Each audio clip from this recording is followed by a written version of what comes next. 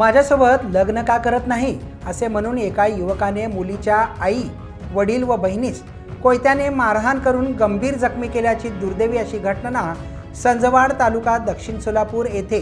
25 डिसेंबर 2024 रोजी सायंकाळी 7:30 वाजण्याच्या सुमारास घडली आहे। या प्रकरणी सुनील कांबळे राहणार संजवाड तालुका दक्षिण सोलापूर याच्या विरोधात मंद्रुप पोलीस ठाण्यात भारतीय न्याय संहिता अर्थातच BNSच्या कलम 118(2), 115(2), 352, 352(2)(3) नुसार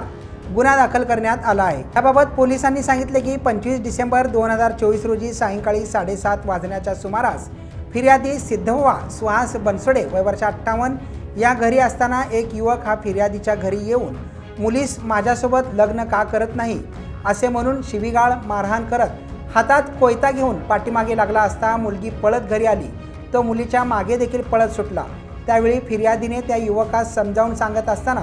तू सांगणारा कोण, सरक बाजूला, तुला मारतो बघ, तुझ्या मुली सोडत नाही असे म्हणून हातातील कोयत्याने फिर्यादीच्या उजव्या हाताच्या दांडावर वार करून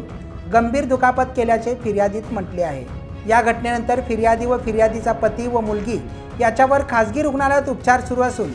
या प्रकरणी मंद्रुप पोलीस ठाण्यात रविवारी 29 डिसेंबर रोजी गुन्हा दाखल करण्यात आला असून पुढील तपास हेड कॉन्स्टेबल पाटील हे करीत आहेत।